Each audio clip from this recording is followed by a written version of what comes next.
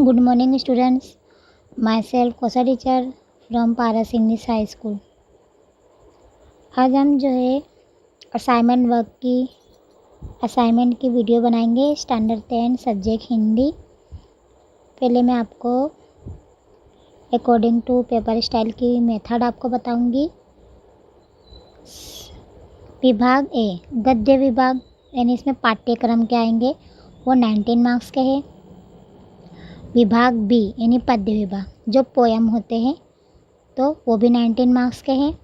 विभाग सी व्याकरण लक्षण यानी ग्रामर पोर्शन है, उसमें मुहावरे, कहावतें, विरोधी शब्द, समानार्थी शब्द, शब्द समूह के लिए एक शब्द, संधि, भाववाचक, कर्तृवाचक, संज्ञा, विशेषण, समास, यानी पूरा ग्रामर पोर्शन उसमें होता है।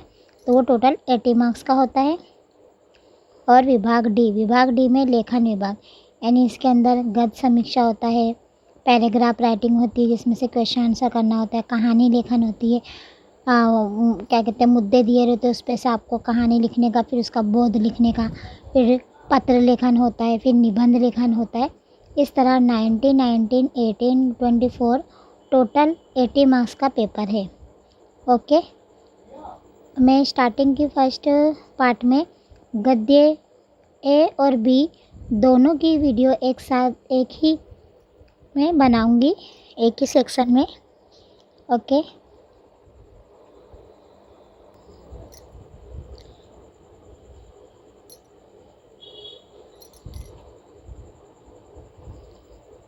निम्नलिखित प्रश्नों के 2-3 वाक्यों में उत्तर लिखिए। भक्त किन किन उदाहरणों द्वारा समझता है कि प्रभु से निकट हो, अपने शब्दों में लिखिए। तो इसका उत्तर है, भक्त अपने आप को प्रभु के निकट होने की बात समझाने के लिए विभिन्न प्रतीकों का सहारा लेता है। इन उदाहरणों में चंदन, पानी, घर, मोर, दीपक, बाती, मोती, धागा तथा स्वामी दास का समावेश है। नंबर 2, चंदन और पानी के द्वारा भक्त और भगवान की निकटता कैसे बताई गई है। तो इसका उत्तर है, चंदन की लकड़ी पानी के साथ घिसने पर लुगदी का रूप ले लेती है। इसे चंदन और पानी दोनों एक रूप हो जाते हैं, फिर उन्हें अलग नहीं किया जा सकता। इस तरह चंदन और पानी के द्वारा भक्त और भगवान की निकटता बताई गई है।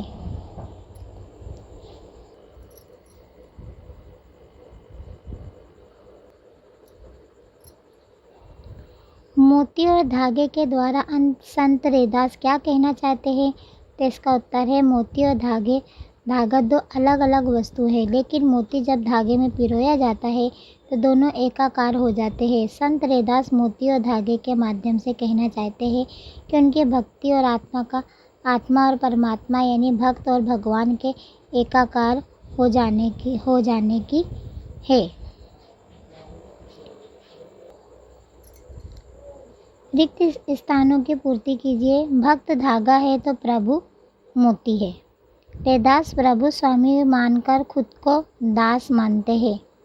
प्रभु चंदन है तो भक्त पानी है। खाली अगर तब सोने का महत्व बढ़ जाता है जब सुहागा मिलता है, तब सोने का महत्व बढ़ जाता है। प्रभु बादल है तो भक्त मोर है। इसके बाद एक एक वाक्य के प्रश्न है। प्रभु चंदन है तो भक्त क्या है, पानी है। भक्त बाती बनकर क्या चाहता है, तो जलना चाहता है।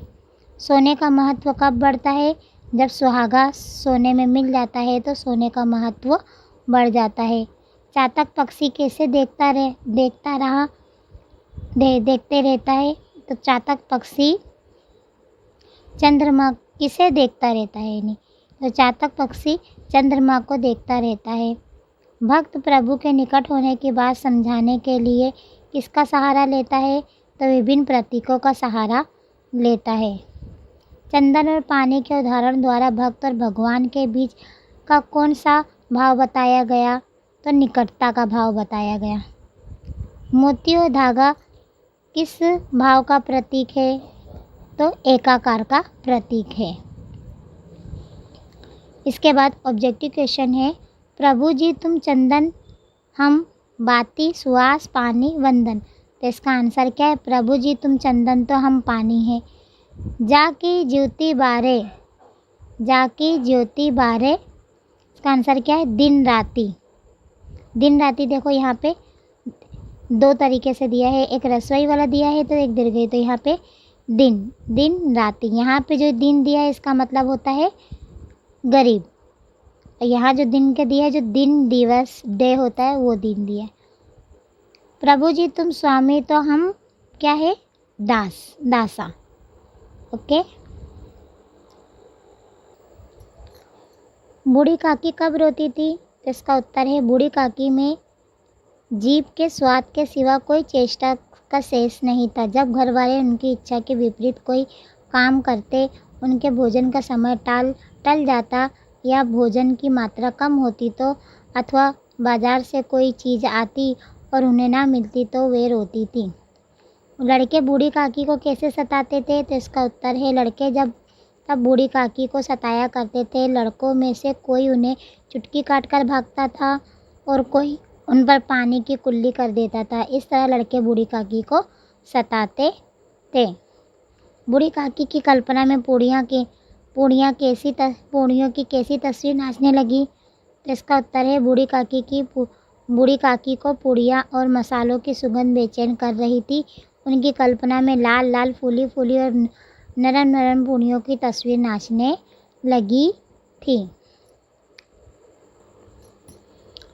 बूढ़ी काकी कालियागा में की चेष्टा सेज बची थी। तो बूढ़ी काकी में स्वास्थ्य की चेष्टा सेज बची थी।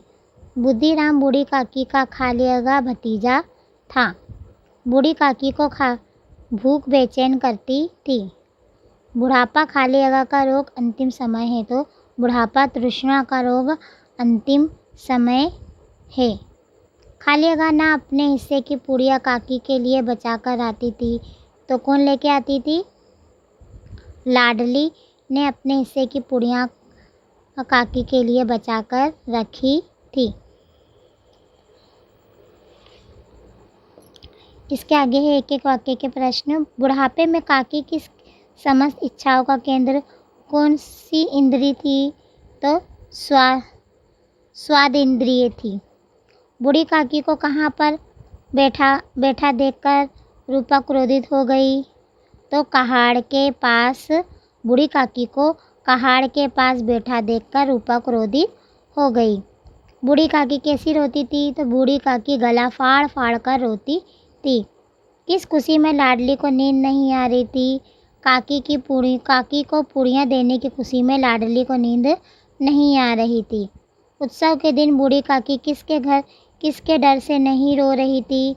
तो अपशकुन के डर से बूढ़ी काकी नहीं रो रही थी।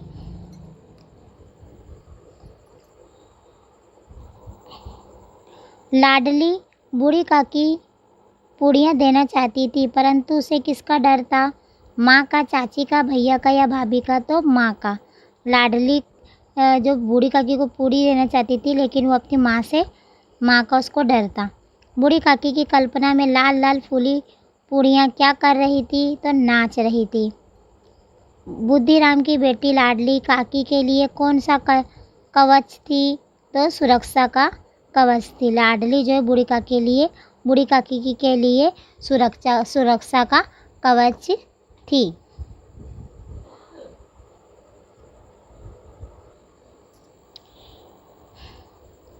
किस पर्वत का पत्थर होना रसखान चाहते हैं? क्यों? रसखान अगले जन्म में श्री कृष्ण की जन्मभूमि में जन्म लेना चाहते हैं, भले ही वह पत्थर के रूप में ही क्यों ना हो। वे उस पर्वत का पत्थर होना चाहते हैं जिसे श्री कृष्ण ने अपने हाथों पर उठा लिया था। इसका कारण यह है कि वे उस पहाड़ का पत्थर बनकर अपने आप को धन्य मानेंगे क्योंकि उस पर्वत को श्री कृष्ण ने स्पर्श किया था। लकोटी लेकर रसखान का क्या करना चाहते हैं? क्यों? लकोटी लेकर रसखान श्री कृष्ण की जन्मभूमि में श्री कृष्ण की भांति वन में भटकते हुए गाय चराना चाहते हैं। इससे वे अपने आप को श्री कृष्ण के समीप होने का एहसास करना चाहते हैं।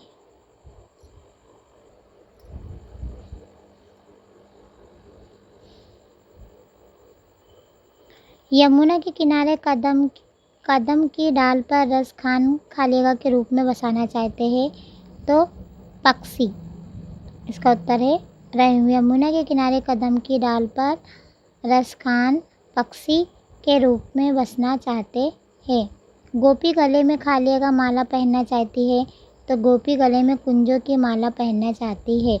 कृष्ण ने खालिगा पर्वत को छत्र की तरह धारण किया था तो कृष्ण ने गोवर्धन पर्वत को छत्र की तरह धारण किया था। कालिंदी नदी का दूसरा नाम यमुना भी है। नंद का छोरा खालिगा बजाकर सबको रिझा गया तो नंद का छोरा वेणु बजाकर सबको रिझा गया। इसके बाद जो है एक एक वाक्य के प्रश्न हैं। 8 सिद्धि और 9 निधि का सुख कहाँ प्राप्त होगा तो नंद की धेनु चराने में। काल धोत के धाम का अर्थ क्या होता है तो सोने का महल। पुरंदर का अर्थ क्या है इंद्र। सिद्धियाँ कितनी हैं 8। गोपी क्या ओढ़कर कृष्ण बनना चाहती है तो पीताम्बर। सिद्धियाँ कितनी हैं 8। रस खान खालिगा पर्वत का पत्थर बनना चाहते हैं तो गोवर्धन पर्वत का पत्थर बनना चाहते हैं। यमुना के किनारे का वृक्ष है तो यमुना के किनारे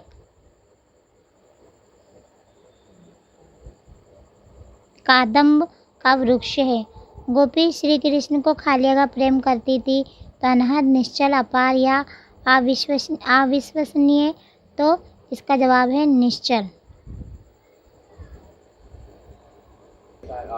हाँ माइंड का हाँ मुझे पता है क्यों चल रहा है। आप लोगों की समझ होनी चाहिए कि क्यों चल रहा है।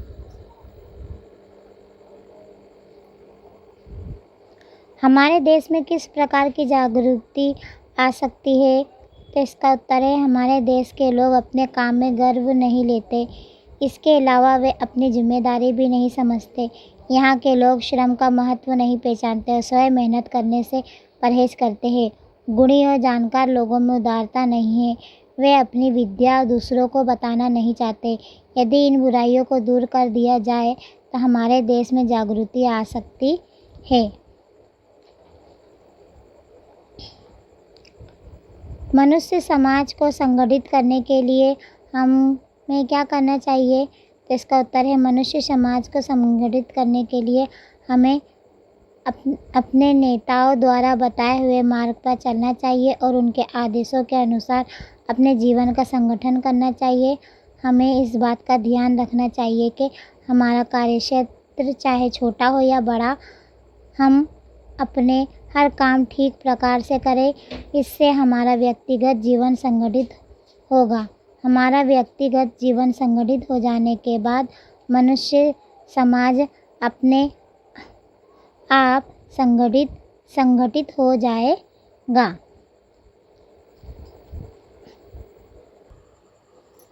दंतुल कौन था वह मल्लिका के घर कैसे पहुंचा। दंतुल उज्जैन राज्य का राजपुरुष था। उसके बाण से एक हरिण शावक घायल हुआ था। घायल हरिण शावक अपनी जान बचाने के लिए कालिदास की गोद में आ गया था। कालिदास उसे लेकर मल्लिका के घर आ गए थे। रास्ते में हरिण शावक के टपकते खून को देखते हुए राजपुरुष दंतुल अपने शिकार को खोजते हुए मल्लिका के घर पहुंचा था। मल्लिका ने दंतुल के हरिण शावक के लिए हट न करने के लिए क्यों कहा तो दंतुल से घायल हरिण शावक लेने पर अड़ा हुआ था। मल्लिका ने दंतुल से कहा कि तुम्हारे लिए घायल हरिण शावक को पाना अधिकार का प्रश्न है, जबकि कालिदास के लिए उससे न संवेदना का प्रश्न है। अधिकार के प्रश्न से संवेदना का प्रश्न अधिक महत्वपूर्ण है। इसलिए मल्लिका ने दंतुल को हरिण शावक के लिए हट न करने के लिए कहा। तुम नियमित लिखित कथनों के आशय स्पष्ट कीजिए। तुम्हारे लिए प्रश्न अधिकार का है, उनके लिए संवेदना है। शिकारी व्यक्ति और किसी की जान बचाने वाला, दोनों में बहुत फर्क होता है। शिकारी को शिकार करके किसी का गुड़ प्राण लेने में कोई झिझक नहीं होती। बल्कि वह उसे अपनी बहादुरी और मनोरंजन के रूप में देखता है। वह शिकार करना अपना शौक मानता है और शिकार पर अपना अधिकार मानता है। पर संवेदनशील व्यक्ति का हृदय किसी घायल प्राणी को देखकर द्रवित हो उठता है। वह उसका प्राण बचाने के लिए अपनी जान लड़ा देता है। अधिकार जताने वाला व्यक्ति प्राण लेने पर खुश होता है, जबकि संवेदनशील व्यक्ति किसी की जान बचाकर खुश होता है। यदि कोई किसी को प्राण दे नहीं सकता तो उसे किसी का प्राण लेने का भी अधिकार नहीं है। नंबर 2, यह हरिण शावक इस पर्वतीय भूमि की संपत्ति है। राजपुरुष और ऋषि पर्वतीय भूमि के निवासी हम इसके साजत्य है। इसका उत्तर है, इस पर्वतीय क्षेत्र में मनुष्य और पशु पक्षी में कोई अंतर नहीं है। दोनों प्राणधारी है और घायल होने पर दोनों को ही दर्द होता है। इसलिए पर्वतीय भूमि में मनुष्य और पशु पक्षी में साजात्य रिश्ता है। इस भूमि में जैसे मनुष्य को मारना अपराध है, ठीक उसी तरह पशु पक्षियों को मारना भी अपराध है। इस क्षेत्र में कोई व्यक्ति किसी पशु का शिकार कर उसे अपनी संपत्ति जताना चाहे तो यहाँ के निवासियों को यह कदापि बर्दाश्त नहीं होता। इसलिए कालिदास राजपुरुष धनतुर से यह वाक्य कहते हैं कि पर्वतीय भूमि के पशु पक्षी की जान बचाने के लिए इस क्षेत्र के लोग अपनी जान लड़ा देते हैं, क्योंकि वे उन्हें अपने से अलग नहीं मानते।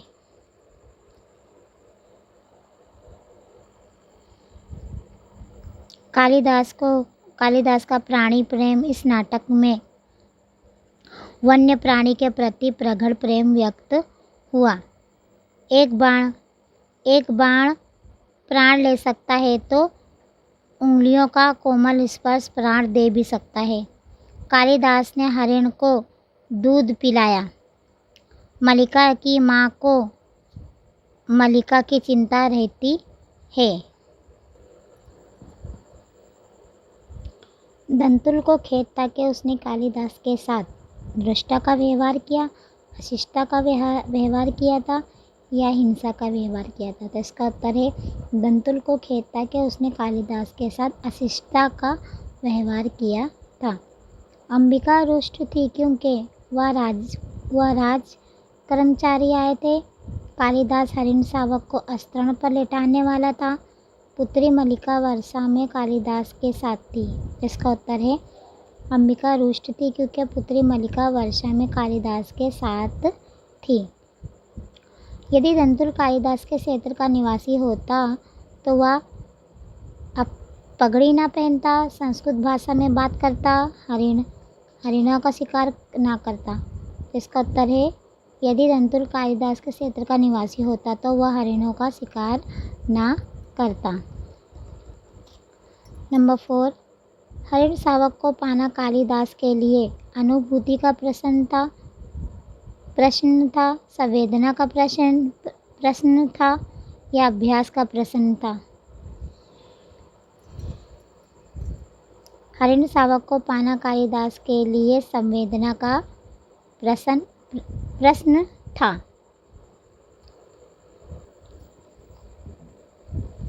जन्मभूमि कविता में भारत भूमि की क्या क्या विशेषताएं बताई गई हैं?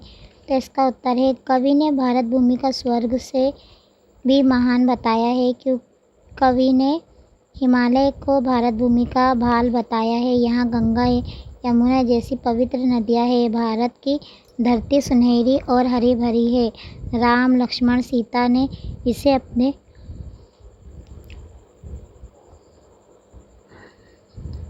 चरण राज से पवित्र किया है। भगवान कृष्ण ने इस धरती पर भगवत गीता की रचना की थी। सावित्री, राधा तथा अहिल्या जैसी महान नारियों की आभा से मानव जाति आलोकित है। ऋषि मुनियों ने ध्यान तपस्या से अद्भुत ज्ञान प्राप्त किए। भारत जग में भातृभावना और वसुधैव कुटुंबकम के प्रसार की दिशा में कार्यरत है। जन्मभूमि कविता के आधार पर भारतीय नारी की महानता का वर्णन कीजिए। इसका उत्तर है भारत में अनेक महान नारियाँ हुई। सीता, सावित्री और अहिल्या की गणना महान नारियों में की जाती है। सीता जी अपने पति राम के 14 वर्ष वन में रही। इस दौरान उन्हें तरह तरह के कष्ट सहने पड़े। वे अपने पतिव्रत धर्म पर सदा अड़िग रही और उनका जीवन भी भारतीय नारी के लिए आदर्श बन गया। सावित्री महान पतिव्रता नारी थी। उन्होंने यम से अपने पति का प्राण छुड़वाया था। अहिल्या गौतम ऋषि की पत्नी थी। पति के शाप के कारण वे शीला बन गई थी। श्री राम के चरण स्पर्श से अहिल्या का उद्धार हुआ था। सीता, सावित्री और अहिल्या हमारे देश की महान नारियां थी।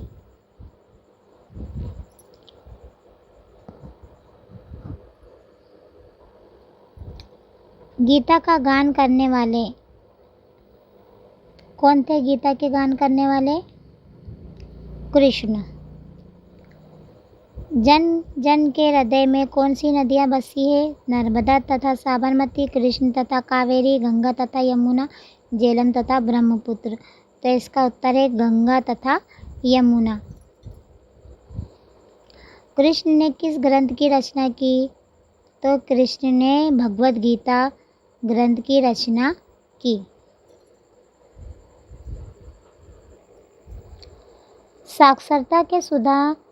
साक्षात्कार में सुधा ने अपनी दृढ़ता का परिचय कैसे कराया? साक्षात्कार में काफ़ी तकनीकी प्रश्न पूछे गए थे और सुधा मूर्ति ने उनके सही उत्तर दिए थे। पर एक बुजुर्ग सज्जन ने कहा कि यह फैक्ट्री मुख्य कार्यस्थल पर महिलाओं की नियुक्ति नहीं होती। उनका उत्तर सुनकर सुधा ने दृढ़तापूर्वक कहा कि आपको कहीं ना कहीं से तो शुरुआत करनी होगी, वरना आपकी फैक्ट्री में कभी भी कोई महिला काम नहीं कर पाएंगी। और सुधा को उस कंपनी में इंजीनियर के पद पर नियुक्त कर दिया गया। नंबर 2, सुधा के स्थान पर आप होते तो क्या करते? तो इसका उत्तर है आज की नारी प्राचीन काल की नारी है, नारी नहीं रह गई है। प्राचीन काल में महिलाओं के लिए विभिन्न कारणों में शिक्षा और विकास के अवसर उपलब्ध नहीं थे। वह पुरुष प्रधान समय था। तब महिलाओं के लिए बहुत कम क्षेत्र उपलब्ध थे। इसलिए लोगों की धारणा बन गई थी कि महिलाएं कुछ निश्चित कार्य नहीं कर सकती। आज महिलाओं के लिए शिक्षा, तकनीकी, राजनीति, व्यवसाय, विज्ञान आदि हर क्षेत्र खुले हैं। प्रत्येक क्षेत्र में महिलाएं पुरुषों के साथ कंधे से कंधा मिलाकर कार्य कर रही हैं। वे कार्यालयों से नियुक्ति से लेकर शिक्षिका, वैज्ञानिक, व्यवस्थापिका, इंजीनियर, नेता आदि सभी रूपों में अपना महत्व सिद्ध कर चुकी है। इसलिए सुधा के स्थान पर यदि मैं होती तो किसी महिला संगठन में संपर्क कर किसी चैनल पर बड़े पैमाने पर डिबेट आयोजित करता, ताकि देश की सभी शिक्षित युवतियों को अपने साथ होने वाले भेदभाव की जानकारी होती और इस प्रकार वे नियुक्तों की आंखें खुल जाती। सुधा कुलकर्णी ने शादी की नारायण मूर्ति से। इस फाउंडेशन से कर्नाटक राज्य के सभी सरकारी स्कूलों में एक कंप्यूटर की योजना बनाई। तो इन्फोसिस फाउंडेशन ने। टेल्को कंपनी खालियागा की कंपनी है, तो टेल्को कंपनी ऑटोमोबाइल की कंपनी है। महिलाओं की सफलता पर सुधा मूर्ति कह उठी, उनका मार्ग कठिन अवश्य है, किंतु उस पर उन्हें चलना जरूरी है। साक्षरता के समय वृद्ध सज्जन ने स्नेहमयी वर्णों में सुधा से कहा, आप जैसी मेधावी लड़कियों को अनुसंधान शालाओं में जाकर कार्य करना चाहिए। कुत्ते की सीख काव्य से क्या बोध मिलता है? तो इसका उत्तर है, इस काव्य में एक शिकारी कुत्ता एक खरे का पीछा करता है और खरा अपनी जान बचाने के लिए भागता हुआ एक कंटीली झाड़ी में छिप जाता है और उसकी जान बच जाती है। इस काव्य से यह बोध मिलता है कि चाहे छोटा जीव हो या बड़ा, कमज़ोर हो या शक्तिशाली, जब उसके प्राणों पर बन आती है तो उसमें अद्भुत शक्ति आ जाती है। व्यक्ति को संकट के समय अपनी सारी शक्ति लगाकर अपनी जान बचानी चाहिए। कुत्ते की सीख को कहानी के रूप में लिखिए। एक जंगल में एक घनी झुरमुट में एक खरगोश छिपकर रहता था। वह चुनकर नरम घास खाता था और किसी को देखता था तो झाड़ी में छिप जाता था। एक बार जंगल में एक शिकारी कुत्ता आया। वह शिकार की खोज में झाड़ी में सूंघने लगा। वहाँ सूंघते उस झुरमुट के पास पहुँचा जिसमें खरगोश रहता था। आहट पाते ही खरगोश भाग पड़ा। कुत्ता लगातार 4 मिनट तक खुले में खेत में उसका पीछा करता रहा, पर वह उसे पकड़ नहीं सका। तब तक सामने एक कंटीली झाड़ी आई और खरगोश छलांग लगाकर उसमें छिप गया। कुत्ता इधर उधर सूंघकर निराश होकर वापस जाने लगा। एक लोमड़ी खड़ी या सारी घटना देख रही थी। उसने कुत्ते से कहा, मामा तुम हार गए।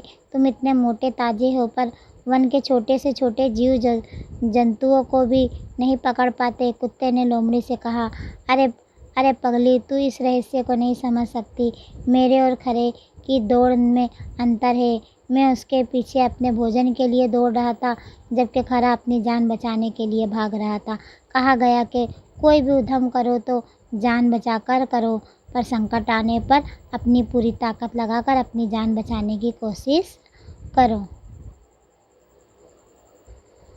लोमड़ी क्या देख रही थी? तो लोमड़ी खेत में कुत्ते को खरे का पीछा करते हुए तथा खरे का बिहाड़ वन में छिप जाना और कुत्ते का इधर उधर सूंघ कर वापस जाना देख रही थी। निम्नलिखित पंक्तियों का भाव स्पष्ट कीजिए। कहते हैं सब शास्त्र कमाओ, रोटी जान बचाकर, संकट में प्राणी बचाओ सारी शक्ति लगाकर। शास्त्र में कहा गया है कि जान महत्वपूर्ण है। अपनी जीविका के लिए वही उद्यम करो जिसमें जान पर कोई आँच न आए, पर जब जान पर संकट आ जाए तो प्राण रक्षा के लिए अपनी पूरी शक्ति लगा दो। ऐसे अवसर पर शरीर में विशेष शक्ति आ जाती है।